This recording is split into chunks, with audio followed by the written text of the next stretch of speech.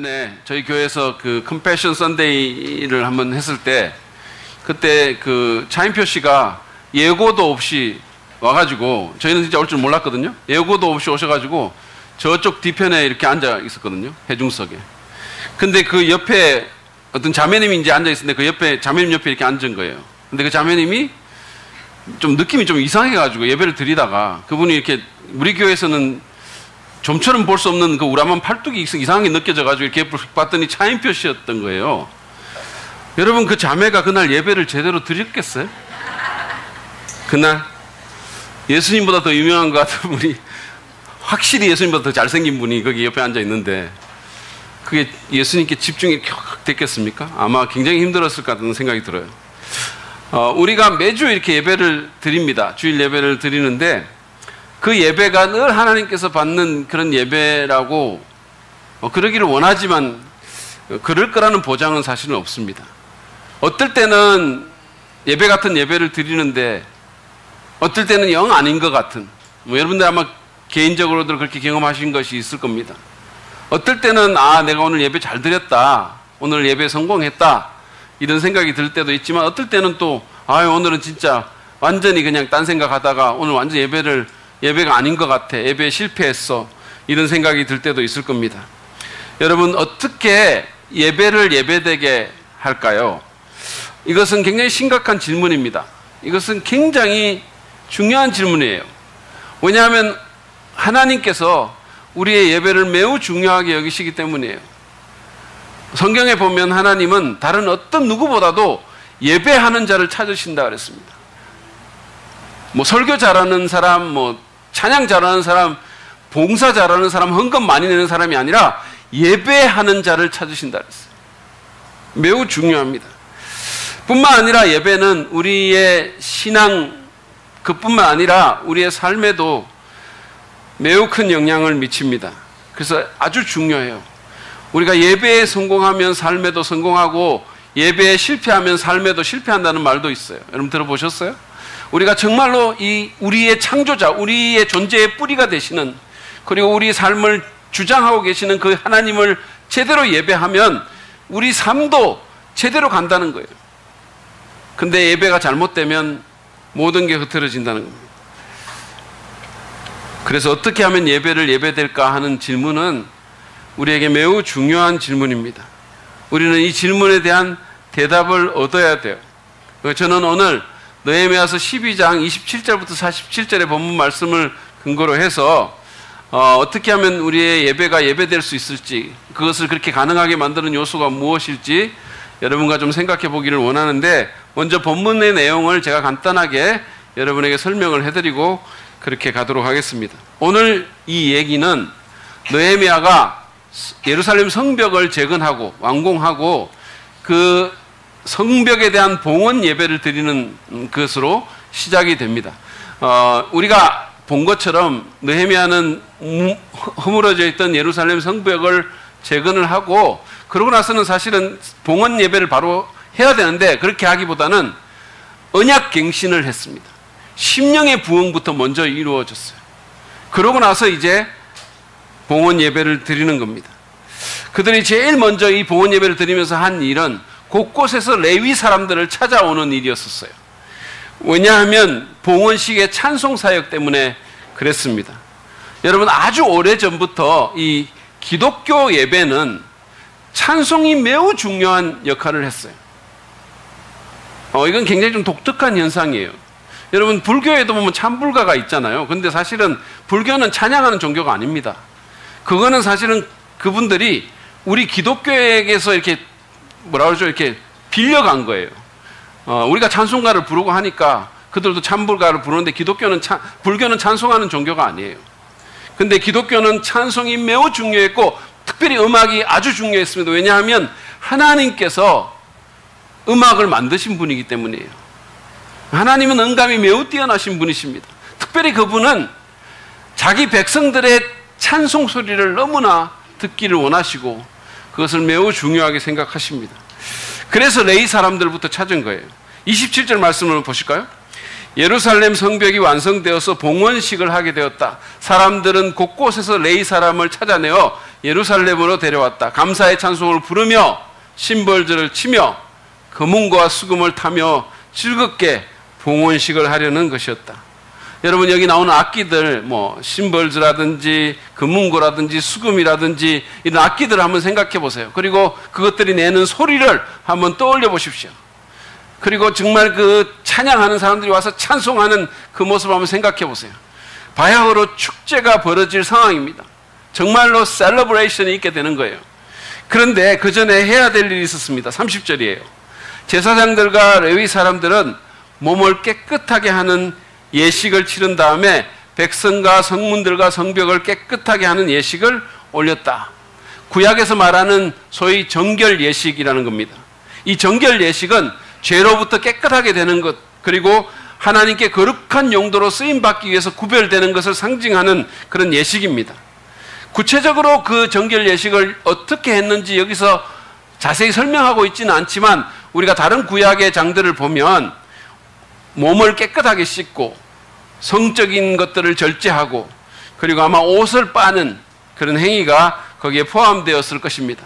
그리고 여기 보면 그 제사장들, 레위인들 뿐만 아니라 백성들도, 그리고 성문과 심지어는 성벽을 위해서도 깨끗게 하는, 물을 뿌리는 그런 의식들이 진행이 된 것을 볼 수가 있습니다.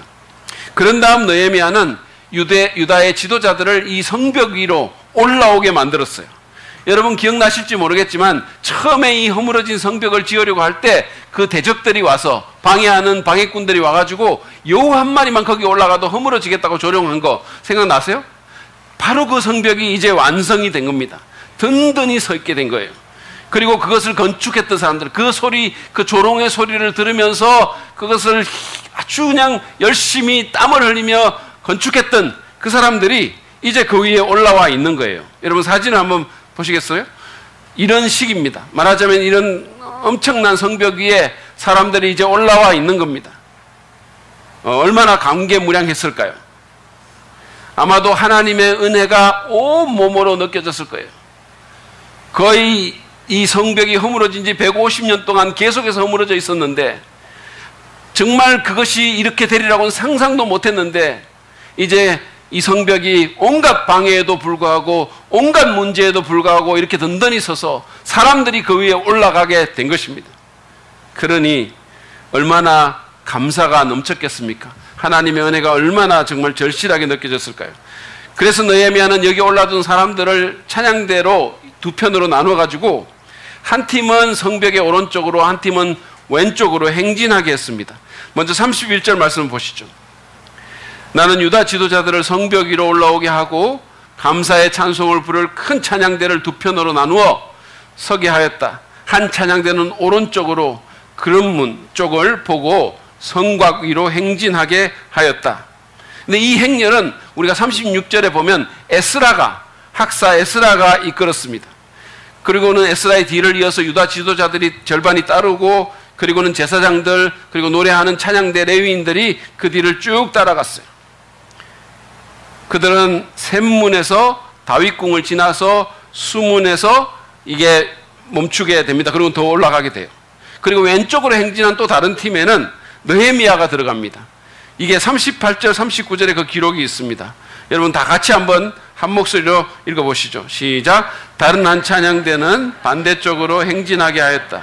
나는 백성의 절반과 더불어 그 뒤를 따라서 성벽 위로 올라갔다. 이 행렬은 풀무망대를 지나서 넓은 벽에 이르렀다가 에브라임 문의를 지나 옛문과 물고기 문과 하나 될 망대와 한매화 망대를 지나서 양문에까지 이르러 성전으로 들어가는 문에서 멈추었다. 자, 이 행렬의 지도를 한번 보시죠. 이게 어떻게 돼 있냐면 여러분 보시는 것처럼 이렇게 성벽이 쫙 완전히 이어졌어요. 여기서 출발을 해서 한 팀은 이쪽으로 한 팀은 저쪽으로 가서 성전이 있는 이 양문 앞에서 그들이 멈춰서 이제 성전으로 내려가게 되는 겁니다. 생각해 보세요. 예전에는 완전히 무너져 있었는데 여러분 그 느헤미야서 앞부분에 읽어보면 느헤미야가 처음에 와가지고 이렇게 관찰을 했을 때 완전히 쓰레기더미 때문에 심지어 사람이 들어갈 수도 없는 이런 상황이 됐는데 이게 완전히 이어지게 된 겁니다. 그래서 사람들이 그 위를 양쪽으로 성벽 위를 행진하게 된 거예요. 얼마나 감격적이겠습니까? 이렇게 찬송을 부르고 성벽 위를 행진하던 두 찬양대가 다 같이 이제 성전에 들어갔어요.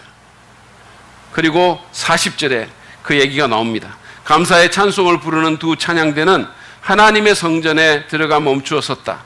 나 역시, 느헤미야를 말합니다. 백성의 지도자 절반과 함께 하나님의 성전에 들어가 섰다. 여러분, 이 사람들의 흥분감과 그 기쁨에 감정이입이 좀 되시나요? 전혀 공감이 안 되십니까? 그들은 엄청 기쁜 것 같은데 나는 아니에요, 나는 더워요, 막 이런 거요. 너무 공감이 안 되세요? 여러분이 여러분 자신 아닌 또는 가족의 어떤 졸업식 같은 데 갔을 때 한번 그때 그 들뜬 분위기와 그 느낌 한번 상상해 보시기를 바랍니다. 한번 떠올려 보세요. 잘 안 되세요? 이게 안 됩니까? 예? 아니면 무슨 월드컵이라든지 올림픽 같은 뭐 엄청나게 큰 게임에 여러분들이 경기장에 가가지고 거기다 자동차를 세워놓고 막 흥분해가지고 막 걸어 들어가는데 막 운동장에서 막 소리가 나오고 막 온갖 함성이 나오고 그 느낌 한번 생각해 보세요. 이것도 안 되는 거예요? 잘 안 되십니까? 아니면 먹는 걸로 합시다. 그냥 문전성시를 이룬 그냥 막 엄청난 그냥 막 최고의 뷔페집에 들어가서 접시를 들고 줄을 서서 그 향긋한 냄새를 맡으면서 기다리는 느낌을 한번 생각해 보세요. 좀 흥분이 되세요? 이제 좀 되는 것 같아요. 아무튼 그 흥분된 분위기의 성전에서 사람들이 악기에 맞춰서 목소리를 높여서 찬양합니다. 그리고 기쁨의 제사를 드렸어요. 43절을 보십시오. 같이 한번 읽겠습니다. 시작. 그날 사람들은 많은 제물로 제사를 드리면서 기뻐하였다. 하나님이 그들을 그렇게 기쁘게 하셨으므로 여자들과 아이들까지도 함께 기뻐하니 예루살렘에서 기뻐하는 소리가 멀리까지 울려 퍼졌다. 얼마나 기쁨이 넘쳤든지 그 기뻐하는 소리가 예루살렘 성전을 넘어서 성벽까지 넘어서 저 멀리 울려 퍼졌다는 거예요. 여러분, 한일 월드컵 때 기억나세요? 대한민국 막 외쳐가지고 그게 막 온 아파트로 그냥 아파트를 넘어서 그냥 사방에 퍼져나가고 골이 들어가면 난리가 났던 걸 기억하십니까? 그 기쁨의 함성을 한번 생각해 보세요. 근데 그게 다가 아닙니다. 이 봉헌 예배를 통해서 하나님의 은혜에 감동한 백성들은 여세를 몰아서 10장에서 자기들이 이렇게 하겠다고 성전 관리와 예물을 드리겠다고 헌신한 그것을 실천으로 옮깁니다. 44절이에요. 그날 사람들은 헌납물과 처음 거둔 소상과 11조 등을 보관하는 창고를 맡을 관리인을 세웠다. 유다 사람들은 직무를 수행하는 제사장들과 레위 사람들이 고마워서 관리인들을 세우고 율법에 정한 대로 제사장과 레위 사람들에게 돌아갈 몫을 성읍에 딸린 밭에서 거두어 들여서 각 창고에 보관하는 일을 맡겼다. 이제 자기들이 하겠다고 헌신한 것을 실행한 겁니다. 근데 여기 보면 그냥 억지로 한 게 아니라 감사해서 기쁨으로 그 일을 한 거예요. 그리고는 이제 경제적인 어려움에서 해방된 이 제사장과 레위인들은 율법에 따라서 그들의 직무를 수행할 수 있게 됐고 그 직무에 전념할 수 있게 된 거예요. 여러분이 알다시피 하나님께서 이스라엘 백성들 12지파에게 땅을 나눠주실 때 농경사회잖아요. 농사를 지어야 먹고 살 수 있는데 이 레위 사람들에게는 안 나눠줬어요. 왜냐하면 그들은 하나님의 그 성전 일에 전념할 수 있게 하기 위해서, 예배가 계속해서 진행되게 하기 위해서 그들은 그것을 안 준 거예요. 그 대신에 땅을 맡은 백성들이 열심히 일을 해서 11조를 드리고 그래서 성전을 관리하고 제사장들을 후원하도록 했던 겁니다. 백성들은 찬양대와 성전 문지기에게도 율법에 따라 경제적인 지원을 했습니다. 그래서 그들도 다윗과 솔로몬이 마련한 규칙에 따라서 사역할 수 있게 된 거예요. 여러분, 성전이 재건된 지 70년이 지난 이제야 성벽 봉헌 예배를 계기로 모든 것이 제자리로 돌아오고 있는 겁니다. 참된 예배의 회복이, 하나님을 만나는 경험이 이제야 이루어지고 있는 거예요. 이 얘기를 통해서 우리는 예배를 예배되게 하는 몇 가지 요소를 좀 살펴보려고 합니다. 먼저 예배를 예배되게 하는 첫 번째 요소는 성결입니다. 성결, consecration, 자신을 깨끗하게 하는 겁니다. 봉헌 예배를 위해서 제사장들과 레위인들은 몸을 깨끗하게 하는 정결 예식을 했습니다. 백성들뿐만 아니라 심지어는 성문과 성곽까지도 그렇게 했었어요. 깨끗하게 하는 예식을 했습니다. 거룩하신 하나님께 나아가기 위해서 스스로를 깨끗하게 하는 상징적인 행위를 했던 거예요. 오늘날 우리의 예배에서도 이 성결은 중요합니다. 필요합니다. 여러분 기억하십니까? 예배는 하나님과의 만남이에요. 비록 그분이 우리 눈에 보이진 않지만 그분은 영으로 우리의 예배 가운데 존재하시기 때문에 우리가 영으로 그분을 만나기 위해서 여기 앉아 있는 거예요. 그 임재를 우리가 느끼고 그분의 사랑을 우리가 경험하고 그분을 찬양하고 그분을 인격적으로 만나는 거예요. 여러분, 온 우주에서 가장 높으시고 가장 중요하신 분을 우리가 만나기 위해서 여기 있는 겁니다. 여러분은 어떤 중요한 누군가를 만날 때 그냥 막 나가세요? 그냥 막 뭐 자리에서 일어나가지고 머리 이렇게 돼가지고 막 그냥 나가십니까? 파자마 입고? 그러지 않잖아요. 우리는 준비하고 단장하고 갑니다. 제가 저 첫 번째 에세이집을 냈을 때 그 추천사를 부탁드리기 위해 가지고 그 당시에 극동방송의 그 대표이셨던 김장환 목사님을 만나러 극동방송에 간 적이 있어요. 방송국에. 저는 최선을 다해서 정말 단장을 했습니다. 제가 어르신을 만나는 거기 때문에 튀지 않는 넥타이에다가 좀 무난한 그런 좀 정말로 이렇게 좀 깔끔하게 보이는 정장을 제가 차려입고 그리고는 갔어요. 그리고는 일찍 갔습니다. 그리고는 극동방송 일정 카페에서 정말로 이렇게 얌전하게 앉아서 긴장하면서 그분을 기다렸어요.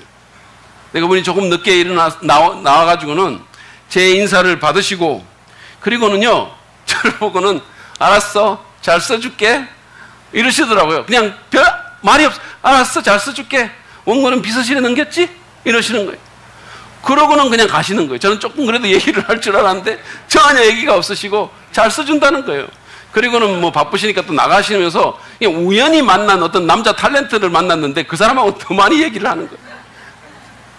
저는 그럼에도 불구하고 그분과의 만남을 위해서 정말로 준비하고 단장을 했는데 그분은 제 옷 따위는 쳐다보지도 않으셨어요. 사실은. 그럼에도 불구하고 저는 했습니다. 너무 중요한 만남이었기 때문이에요. 여러분 사람과의 만남이 그렇다면 하나님과의 만남은 얼마나 더 그래야 되겠습니까? 그래서 우리는 주님 앞에 나아갈 때 우리를 깨끗하게 하는 그런 준비를 하고 나갈 필요가 있다는 겁니다. 그렇다면 어떻게 그렇게 할 수 있을까요? 우리 윤석호 목사님께서는 설교하기 전에 목욕 재개를 한다고 몇 번 얘기를 했잖아요. 어떤 분은요 위장을 깨끗하게 하기 위해서 설교 전에 아무것도 안 드시는 분들이 있어요. 저는 윤 목사님에게 정말 이 다이어트가 절실히 필요한 분에게 목욕 재개보다는 위장을 깨끗하게 하는 그걸 권하고 싶어요. 여하튼 오늘날 우리는 옛날에 구약시대하고는 달리 그때는 몸을 깨끗하게 하고 뭐 옷을 빨고 그랬는데 우리는 우리의 마음을 하나님 앞에서 깨끗하게 해야 됩니다. 그러기 위해서 우리는 하나님 앞에서 자신의 마음을 살피고 고백하지 않은 죄가 있다면 정말로 주님 앞에서 해결하지 않은 그런 죄가 있다면 그것을 주님 앞에 고백하고 돌이킬 필요가 있습니다. 그럴 때 하나님께서 우리를 깨끗하게 해주실 거라고 저는 믿습니다. 여러분 요한일서 1장 9절은 이렇게 말씀합니다.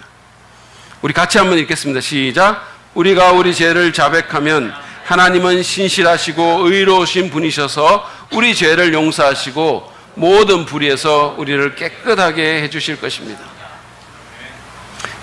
물론 우리의 모든 죄는 과거, 현재, 미래의 모든 죄는 우리가 예수 그리스도를 믿는 순간 십자가에 달리신 그 주님의 공로로 완전하게 용서되었습니다. 이미 완전히 주님의 공로로 사해졌어요. 그게 복음입니다. 근데 오늘 요한 1서가 말씀하시는 것은 그런 법적인 용서가 아니라 매일의 삶에서 우리가 경험하는 관계적이고 실존적인 용서를 의미합니다. 하나님과의 관계가 바르게 된다는 거예요. 내 안에, 내 삶에 우리가 세상에서의 삶을 통해서 이렇게 뭔가 묻었던 때를 정말 하나님 앞에서 털어놓는 내 잘못된 것을 겸손히 인정하고 자백하면 주님께서 내 마음을 만지시고 깨끗하게 하실 거라는 거예요. 그래서 우리가 예배에 좀 일찍 와야 되는 겁니다. 와서 자신을 돌아보고 자백할 죄가 있으면 주님 앞에 자백하고, 그래서 정말 거리낌 없이 기쁨으로 주 앞에 나아갈 수 있게 되는 겁니다. 두 번째로 예배를 예배되게 하는 요소는 감사라는 겁니다. 오늘 본문을 보면요, 이 감사라는 단어가 5번이나 나와요. 그들은 자신들에게 은혜를 베푸신 그 하나님에 대한 감사로 충만했습니다. 그래서 느헤미야는 반복해서 그들이 감사의 찬송을 드렸다고, 그냥 찬송이 아니라 감사의 찬송을 드렸다고 그렇게 묘사하는 겁니다. 여러분 감사 잘 하세요? 여러분 어떠십니까? 미국의 자기개발 전문가이고 베스트셀러 작가인 직 지글러라는 사람은 모든 태도들 가운데 감사의 태도가 가장 중요하다라고 말을 하면서 감사의 태도가 우리의 고도를 결정짓는다라고 말했어요. Attitude of gratitude determines our altitude 그랬습니다. 이게 쉽게 말하면 감사하는 사람이 성공할 수 있다는 거예요. 우리가 얼마나 높이까지 갈 수 있는가는 감사의 태도가 결정짓는다는 거예요. 이것은 예배에서도 마찬가지입니다. 예배는 기본적으로 여러분 하나님께서 은혜를 베푸신 그것에 대해서 감사하는 반응이에요. 따라서 우리가 하나님께 얼마나 감사의 태도를 가지고 나아가는가, 우리가 하나님께 얼마나 감사를 표현하는가가 그 예배의 성패를 결정하는 거예요. 우리가 하나님께서 우리에게 베풀어 주신 그 은혜를 허투루 흘려보내지 않고 진심으로 감사할 때 그분은 참으로 기뻐하실 거예요. 감격하실 겁니다. 우리가 영상을 하나 볼 텐데 여러분 한번 보시기 바랍니다. Kevin Durant, member of the Oklahoma City Thunder, you are the NBA most valuable player. Congratulations. I wouldn't be here without you guys, and last, my mom.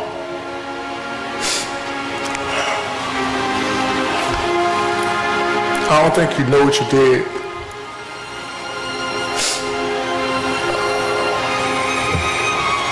You had my brother when you were 18 years old.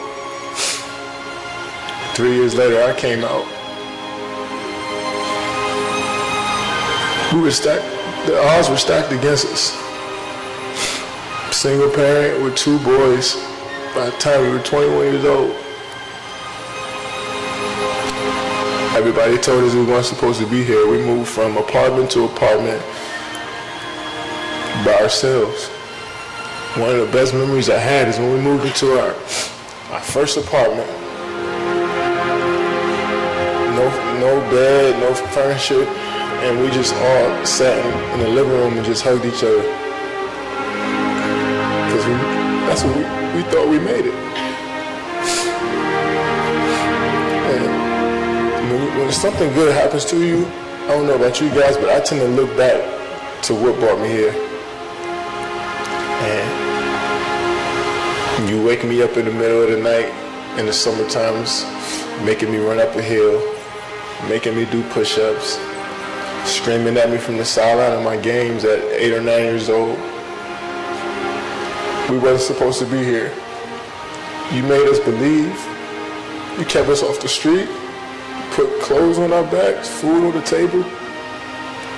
When you didn't eat, you made sure we ate. You went to sleep hungry. You sacrificed for us. You the real MVP.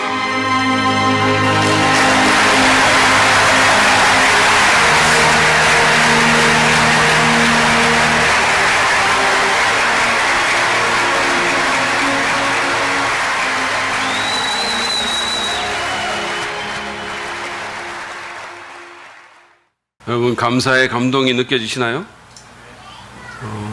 이분은 사실은 굉장히 좋은 크리스찬이에요. 사실은 최고의 선수지만 정말로 멋진 크리스찬입니다. 여러분 우리가 여기 나온 이 사람처럼 하나님께 정말 나의 나된 것은 하나님의 은혜라고, 하나님께서 나를 여기까지 이끄셨다고 우리가 진심으로 감사할 때 하나님께서도 이 영상의 어머니처럼 그렇게 기뻐하며 감격하실 거라고 저는 생각합니다. 여러분 우리가 하나님께 감사하기 위해서는 케빈 듀란트가 말한 것처럼 우리가 받은 은혜를 기억해야 돼요. 내가 좋은 일이 생겼을 때 어떻게 해서 이렇게까지 됐는지 생각해야 되는 겁니다. 여러분, 감사를 영어로 thank라 그러잖아요. 근데 생각한다는 think가 어원이 같아요. 받은 은혜를 잊어버리지 않고 생각할 때 감사는 우리의 자연스러운 반응이 될 것입니다. 뿐만 아니라 우리는 하나님의 은혜를 당연시하면 안 돼요. 무언가가 당연하다고 생각할 때 우리는 더 이상 감사하지 않게 될 것입니다. 감사는 내가 받을 자격이 없다는 그 태도에서 나오는 거예요. 내가 아무 받을 자격이 없는데 내가 이런 은혜를 받구나. 그때 감사가 나오는 거예요. 특별히 우리는 은혜에 너무 익숙해져서 은혜를 은혜로 여기지 않는 불상사가 없도록 주의해야 됩니다. 이게 너무 익숙해지는 거예요. 그래서 이게 은혜처럼 여겨지지 않는 거예요. 제가 예전에 우리 토요일마다 우리 교회에 구걸하러 오는 분이 계셨어요. 저는 그 사람 때문에 1,000원짜리를 매 토요일마다 준비해 놓고 있다가 오면 줬어요. 그러면 감사하다고 그러면서 받아가곤 했습니다. 근데 하루는 그가 왔는데 1,000원짜리가 없었어요. 제가 준비를 미처 못한 겁니다. 그래서 그냥 돌려보내기가 그래가지고 그 당시에 교회에 이렇게 그 커피 자판기가 있었거든요. 동전 넣는. 그냥 돌려보낼 수가 없어가지고 그걸 열어가지고 이렇게 이 100원짜리를 대충 제가 한 1,000원 정도 되게끔 이렇게 웅금집어가지고 줬어요. 그랬더니 그걸 받아가지고 인사하고 가더라고. 그러더니 조금 있다 돌아왔어요. 다시 온 거예요. 그래서 보고 하는 말이 900원이라는 거예요. 100원 더 달라는 거예요. 아니, 저하고 무슨 계약을 했습니까, 그분이? 그때 제가 알았죠. 아, 이 사람이 이걸 더 이상 은혜로 여기지 않는구나. 여러분, 그분은 사실은 800원이든 뭐 500원이든 자기가 자격해서 받는 거 아니잖아. 그냥 호의로 주는 거잖아요. 근데 그는 그 1,000원의 은혜에 너무 익숙해져서 그걸 권리처럼 생각했던 거예요. 우리도 그러기가 너무 쉽습니다. 그러면 감사가 사라지고 오히려 자꾸 요구하는 마음만 생기고 뭔가 조금 안 되면 불평하고 원망하게 되는 거예요. 여러분, 하나님은 우리에게 빚진 게 없습니다. 그분이 우리한테 생명을 주셨고 그분이 우리에게 공기를 주셨고 그분이 우리에게 모든 걸 주시는 거예요. 사실 모든 것은 그분의 무조건적인 호의에서 나온 겁니다. 빚진 자는 우리예요. 우리가 거룩하신 하나님을 반역한 죄인들이고 우리는 사실은 그 어떤 선물도 하나님께 받을 자격이 없는 사람들이에요. 그러므로 모든 것은 은혜입니다. 우리는 작은 은혜의 조각 하나라도 흘려보내지 말고 감사해야 됩니다. 그게 예배를 예배되게 할 것입니다. 세 번째로 예배를 예배되게 하는 세 번째 요소는 기쁨입니다. 기쁨. 오늘 본문을 보면 이 감사와 함께 기쁨이 충만했음을 느낄 수 있어요. 43절을 다시 한번 보실까요? 그날 사람들은 많은 제물로 제사를 드리면서 기뻐하였다. 하나님이 그들을 그렇게 기쁘게 하셨으므로 여자들과 아이들까지도 함께 기뻐하니 예루살렘에서 기뻐하는 소리가 멀리까지 울려 퍼졌다 그랬습니다. 하나님께서 그들을 기쁘게 하셨다 그랬어요. 제사도 기쁘게 드렸다 그랬습니다. 여자들과 아이들까지도 기뻐했고 그 기쁨의 소리가 멀리까지 울려 퍼졌습니다. 기쁨의 예배가 일어난 거예요. 안타깝게도 오늘 많은 사람들에게 예배는 기쁨이라기보다는 참고 견뎌야 할 일종의 고통이 됐어요. 예배 한번 더 드리자 그러면 사람들이 막 경기를 합니다. 오죽했으면요, 제 사촌 동생이 중학생 때 천국 가서 뭐하냐 그래요. 천국 가면 영원히 예배된다니까 자기 절대로 천국 안 가겠다고 했겠습니까? 일주일에 한 번 드리는 것도 너무 어려운데 영원히 예배를 한다? 그건 그 아이한테 지옥이에요. 천국이 아니라. 여러분, 오죽했으면 한 미국 선교사가 예배 드리는 우리 한국교회 성도들을 보고 이동원 목사님한테 아니, 한국교회 성도들은 왜 저렇게 표정이 슬프냐고 물으니까 이 목사님이 한국교회 성도들은 예수님의 십자가 죽음을 자꾸 생각하니까 저런다고 이렇게 얘기를 했대요. 그렇게 얼버무렸겠어요. 오죽했으면. 그러나 진정한 예배는 여러분 기쁨으로 특징 지어지는 거예요. 그 선교사가 뭐라고 대답했는지 아세요? 예수님이 부활하신 거는 잊어버리셨어요? 이렇게 얘기했대요. 예배는 기쁨으로 특징 지어지는 겁니다. 오늘 이 이스라엘 백성들처럼 우리가 하나님의 은혜를 참으로 깨달으면, 그걸 경험하게 되면, 그래서 성령이 우리의 마음 가운데 들어오시게 되면 주께서 우리에게 상황을 뛰어넘는 기쁨을 주시는 겁니다. 여러분, 주 예수 내 맘에 들어와 계신 후라는 찬송 아시죠?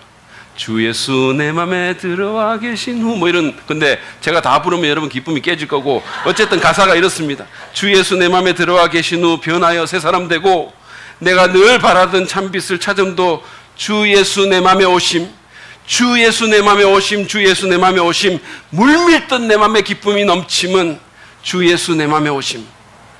예수님이 마음에 오셔서 물밀듯이 마음에 기쁨이 넘친다고 고백한 거예요. 상황 때문에 그런 게 아닙니다. 은혜 때문이에요. 사실 이 찬송시를 쓴 맥다니엘이라는 사람은 둘째 아들을 이런 충격과 슬픔 가운데 하루하루를 보내다가 복음의 은혜를 깨닫고 고통이 변하여 기쁨이 되는 체험을 하고 이걸 쓴 거예요. 예수님이 내 마음에 들어왔으니까 너무 기쁘다는 거예요. 물밀듯이 기쁨이 넘친다는 거예요. 상황은 전혀 안 그런데. 여러분의 예배 가운데 기쁨이 있습니까? 만약에 없다면 왜 그럴까요? 현실에 너무 매몰돼서 하나님의 은혜를 못 보는 건 아닙니까? 진리의 생명의 말씀보다는 세상의 거짓말이 더 귀를 기울이지는 않습니까? 기쁨의 근원 되시는 하나님으로부터 너무 멀리 떨어져 생활하지는 않습니까? 아니, 기쁨 킬러인 죄에 빠져서 살고 있지는 않습니까? 여러분, 그분의 사랑과 은혜를 생각해 보십시오. 정말 생각해야 돼요. 그리고 약속의 말씀에 귀를 기울여 보십시오. 하나님의 크심과 아름다움과 그 위엄을 묵상해 보십시오. 기쁨의 열매를 주시는 성령을 의지하십시오. 무엇보다도 마음을 열고 하나님께 집중하며 그분께 찬송해 보십시오. 여러분이 차를 몰고 가거나 길을 걸을 때 이어폰을 꽂고 좋은 찬양을 들으면서 함께 따라해 보세요. 주께서 여러분에게 기쁨을 주실 겁니다. 예배드림이 기쁨됩니다라는 찬송처럼 고백할 수 있을 거예요. 그 가사가 이렇잖아요. 주께와 엎드려 경배드립니다. 주 계신 곳에 기쁨 가득. 무엇과도 누구와도 바꿀 수 없네. 예배드림이 기쁨됩니다. 그 어떤 것과도 바꿀 수가 없다고, 그렇게 해서 이분이 가사를 쓴 거예요. 그 무엇과도 그 누구와도 바꿀 수 없는 예배의 기쁨으로 충만한 여러분 되시기를 축복합니다. 마지막으로 예배를 예배되게 하는 요소는 드림이에요. 기빙, 드리는 겁니다. 본문의 이스라엘 사람들은 그냥 기뻐하고 그리고는 그냥 봉헌 예배를 끝내지 않았어요. 그들은 기쁘게 자신들의 물질을 들여서 하나님을 예배하고 주의 종들을 후원했습니다. 그러므로써 자기들에게 은혜를 주신 그 하나님의 성전을 관리하고 그 예배가 계속해서 이어질 수 있게 만든 거예요. 제가 몇 번 말씀드렸지만 예배의 본질은 주는 데 있습니다. 드리는 데 있는 거예요. 우리는 자꾸 예배를 통해서 받는 것에 관심을 기울여요. 그래서 한국교회 예배 중에 축도가 제일 중요하다 그러잖아요. 자꾸 받으려고 하는 거예요. 복도 받고 기도도 받고 좋은 정보도 받고 마음의 평안도 받고 성경 지식도 받으려고 하지만 예배는 본질적으로 드리는 겁니다. 드리는 가운데 하나님의 뭔가를 경험할 수는 있겠죠. 그렇지만 기본적으로 예배는 드리는 거예요. 그래서 우리가 예배 드린다라고 말해야 되는 거예요. 아직도 예배 본다라고 말씀하시는 분 있으세요? 예배 드린다라고 하십시오. 예배는 보는 것도 받는 것도 아니라 드리는 겁니다.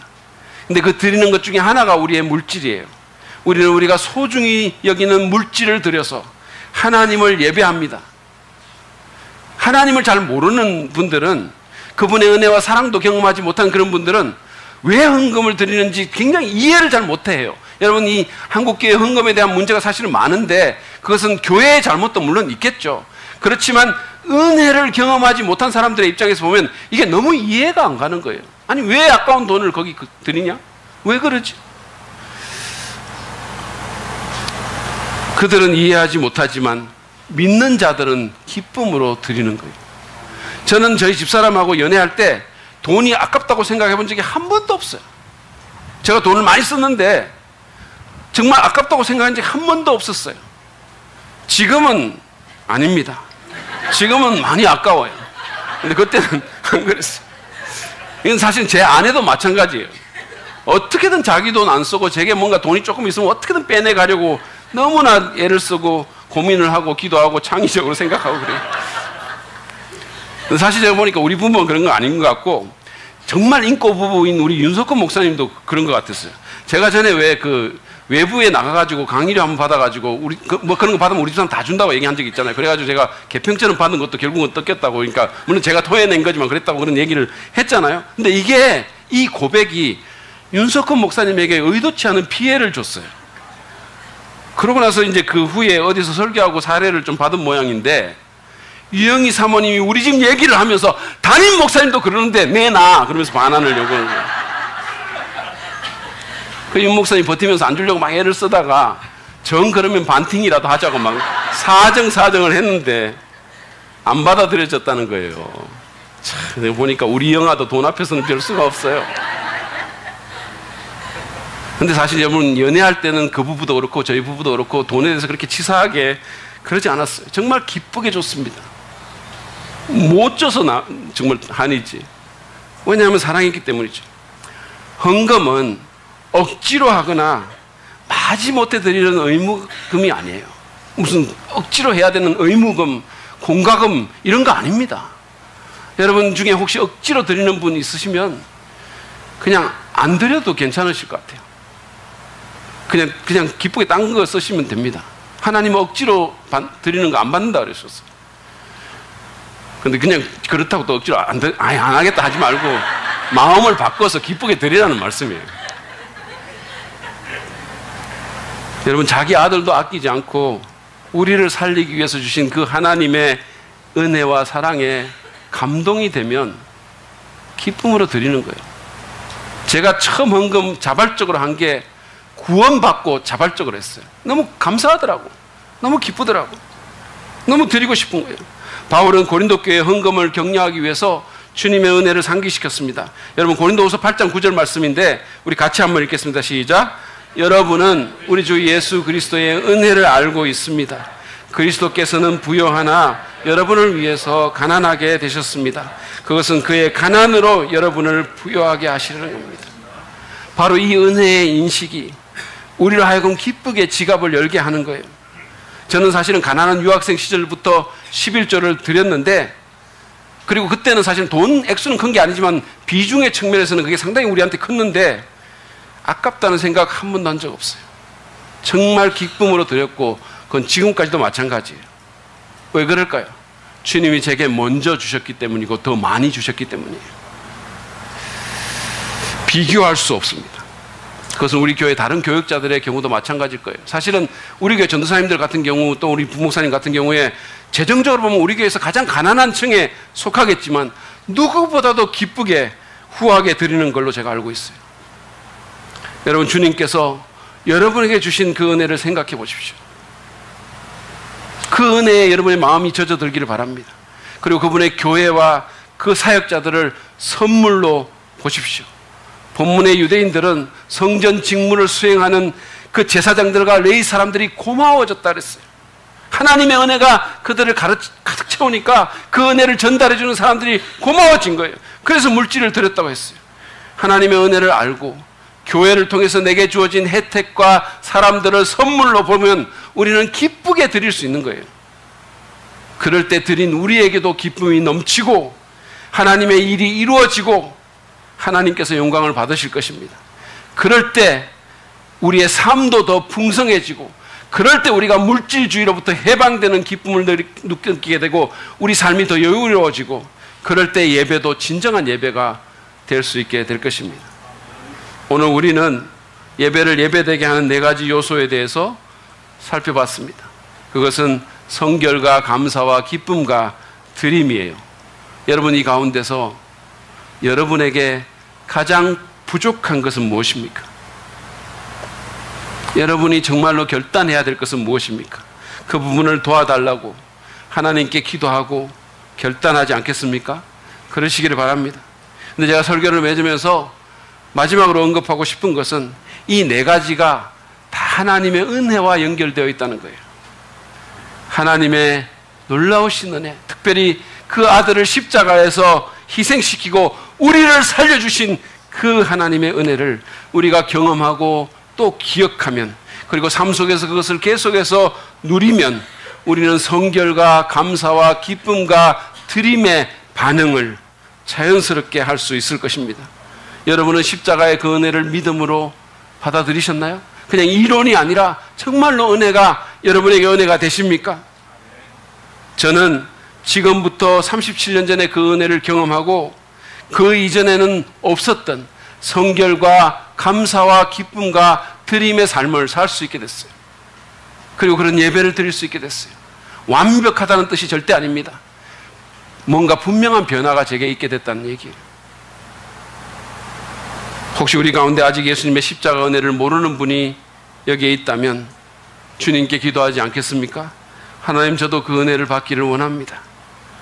그 놀라운 은혜를 제가 경험하기를 원합니다. 저도 제 마음 가운데 깨끗함이 있고 정말로 감사와 기쁨이 넘치고 저도 저만을 위해서 움켜잡는 것이 아니라 나누면서 관대하게 살기를 원합니다. 하나님, 그 은혜가 제게 필요합니다. 그렇게 기도하지 않겠습니까? 그러시기를 바랍니다. 이미 예수님 믿고 그 은혜를 경험한 분들도 기도로 주님께 나아갑시다. 늘 그 은혜를 기억하게 해주십시오. 그 은혜가 지금의 내 삶 속에서 다시 살아나게 하시고 역사하게 하옵소서. 주님, 은혜로 살아가게 하옵소서. 은혜로 서게 하옵소서. 그러면 성결과 감사와 기쁨과 드림의 삶을 살 수 있게 될 것이고 그런 예배를 주 앞에 드릴 수 있게 될 것입니다. 그런 축복이 여러분 모두에게 임하시기를 간절히 바랍니다.